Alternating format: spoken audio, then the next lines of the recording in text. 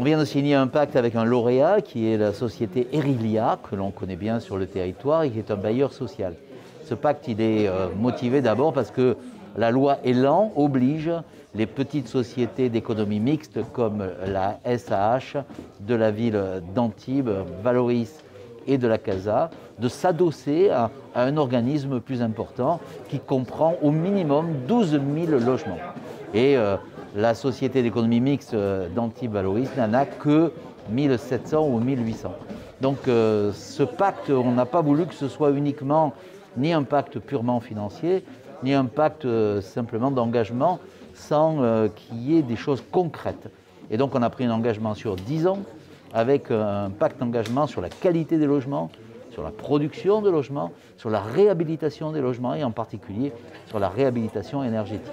Ce que nous allons faire à travers ce pacte, c'est d'abord reprendre les logements qui appartiennent à Sophia Antipolis Habitat, il y en a à peu près 1800 aujourd'hui, sans aucune condition de changement pour les locataires en place, qui conserveront leur bail, leur loyer et leurs conditions d'habitat évidemment. Et nous allons essayer d'améliorer même ces conditions d'habitat-là, puisque nous prenons un engagement de rénovation d'un certain nombre de logements dans le cadre du pacte engageant avec la communauté d'agglomération. Mais nous prenons aussi un engagement de construction de nouveaux logements sociaux sur le territoire de la Casa, au nombre de 2700 dans les 10 années qui viennent.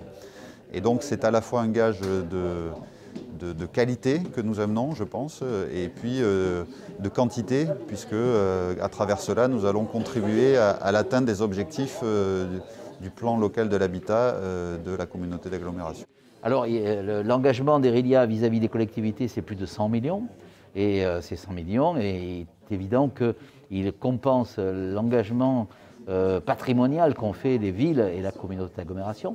Et il permet aussi la réhabilitation de bâtiments et des acquisitions foncières qui vont permettre d'avoir une meilleure maîtrise de la situation. Vous savez que le principal adversaire du logement social, c'est le coût du foncier.